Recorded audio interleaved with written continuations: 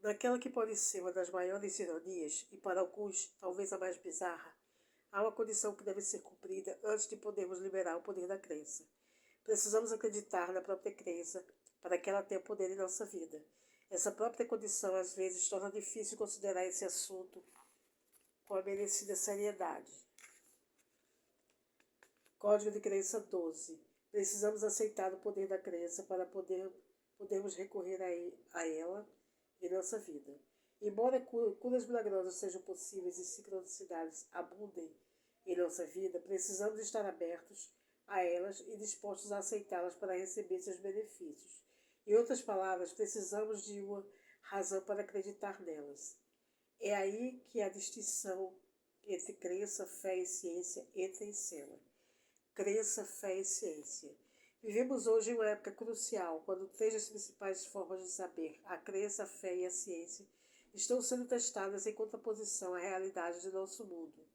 Quando somos indagados sobre como saber que algo é verdadeiro, geralmente contamos com suposições que vêm de uma ou de alguma combinação dessas maneiras de ver o mundo para responder.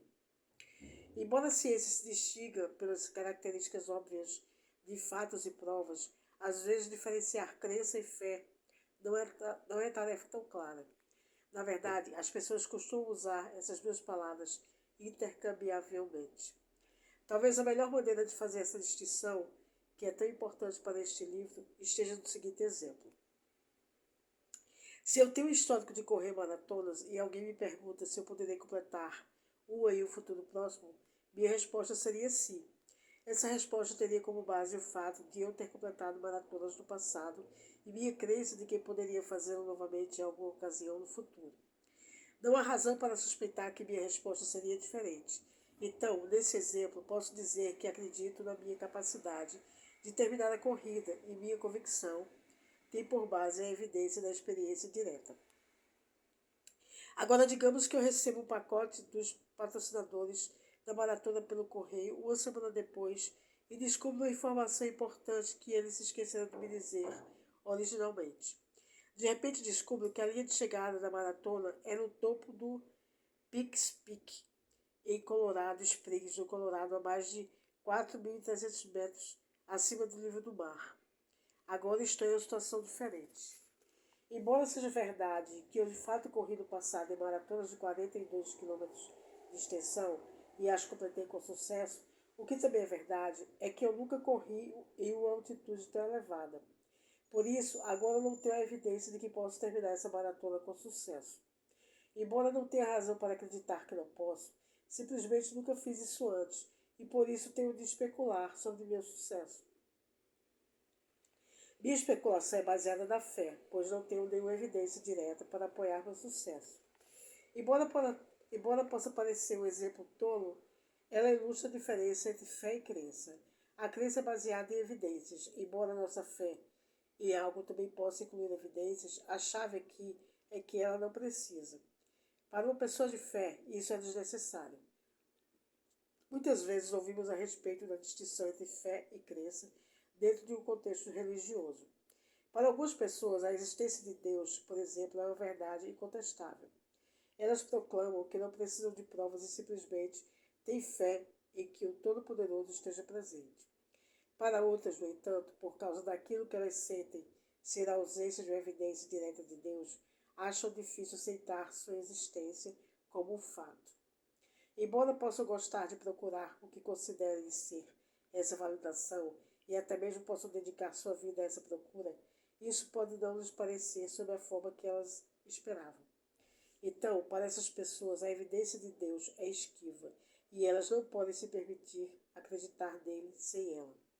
Ao mesmo tempo, porém, a busca pelo divino leva outras pessoas a reconhecerem a ordem e a beleza que a ciência revelou em tudo, desde as menores partículas de matéria até as galáxias mais distantes, como prova inegável de um universo inteligente.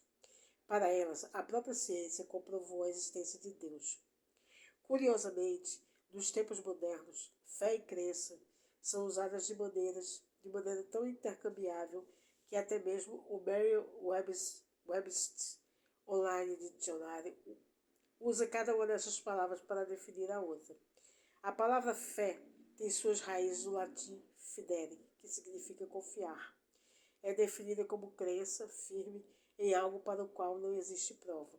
O mesmo dicionário identifica a crença como sinônimo de fé, mas a define com uma distinção muito importante.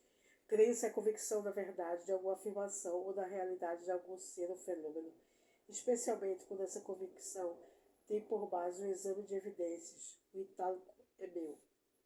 Como mencionei antes, são os fatos que afastam a ciência da fé ou da crença. Embora possa mudar, e muitas vezes muda, conforme novas condições são descobertas, a definição de ciência é amplamente aceita como conhecimento ou sistema de conhecimento que cobre verdades gerais ou a operação de leis gerais, em especial, conforme são obtidas e testadas por meio do método científico.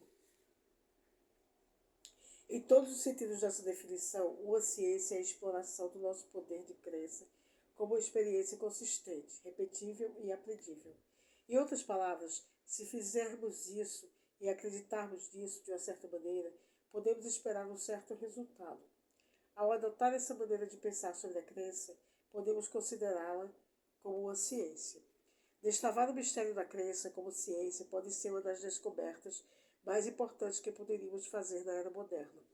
Com isso, podemos descobrir que concedemos a nós mesmos o poder de mudar as condições de dor e sofrimento que têm devastado o nosso mundo desde há tanto tempo quanto qualquer pessoa possa se lembrar. Aqui, a chave consiste em descobrir como dar sentido às nossas crenças. Precisamos descobrir uma maneira de pensar nelas dentro do arcabouço de algo que já conhecemos e que é fácil de explicar, algo como um computador. Se pudermos conceituar a crença como programa da consciência, então podemos fazer exatamente isso. No capítulo 1, exploramos a possibilidade de que o próprio universo pode operar como um imenso computador, sendo as crenças os seus programas. Já sabemos como o computador funciona e já sabemos como seus programas funcionam. Portanto, o arcabouço para tal comparação já está no lugar. Agora vamos levar nossa exploração a dar um passo adiante, até o próximo nível. Vamos ver precisamente o quanto de um programa nossas crenças realmente abrangem e como podemos criar novos programas crenças que se comunicam com o computador do universo. Definição de crença. As razões pelas quais algo tão simples quanto como a crença retém um tamanho e poder poderia encher volumes. Este livro foi escrito como um lugar para começar. Na última sessão, a crença foi descrita como sendo mais do que fé sem fatos. Vai além do simples acordo e do simples compromisso. Para os propósitos deste livro, definiremos crença como uma experiência que acontece em nossa mente e no nosso corpo. Especificamente, podemos dizer que ela é a aceitação que vem do que pensamos ser verdadeiro em nossa mente em união com o que sentimos ser verdadeiro em nosso coração. Código de Crença 13. A crença é definida como a certeza que vem de aceitarmos o que nós pensamos que é verdadeiro em nossa mente em união com o que nós sentimos que é verdadeiro em nosso coração. A crença é uma experiência universal que podemos compreender, compartilhar e desenvolver como um poderoso agente de mudança. Os seguintes pontos estabelecem o alicerce para a descrição do que é crença e de como podemos usar a nossa como uma poderosa tecnologia interior. A crença é uma linguagem, e não é qualquer linguagem. As tradições antigas e a ciência moderna descrevem, ambas, a crença como a chave para o próprio estofo que constrói o nosso universo. Portanto, sem palavras ou expressões externas, a experiência aparentemente impotente que chamamos de crença é a linguagem que toca o estofo quântico do nosso corpo e do nosso mundo.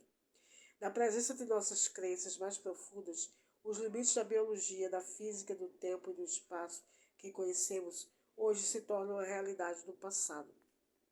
A crença é uma experiência pessoal. Todas as pessoas têm crenças. A experiência que cada indivíduo tem das crenças é diferente. Não há maneiras certas ou erradas de acreditar, e não há nada que devemos ou não devemos fazer. Não há antigas posturas secretas para segurar o nosso corpo e nenhum posicionamento sagrado dos nossos dedos e mãos. Se houvesse, então, o poder da crença estaria limitado apenas àqueles com pleno acesso ao funcionamento de seu corpo e membros. De maneira semelhante, a crença é mais do que pensamos em nossa mente. É mais do que aquilo que o livro, o ritual, a prática ou a pesquisa de outra pessoa nos diz que é verdadeiro. A crença é a nossa aceitação do que testemunhamos, vivenciamos ou sabemos por nós mesmos. A crença é poder pessoal. Nossas crenças retêm todo o poder de que precisamos para efetivar todas as mudanças que escolhemos. O poder para enviar comandos de cura ao nosso sistema imune, às células-tronco e ao DNA, para pôr fim à violência em nossas casas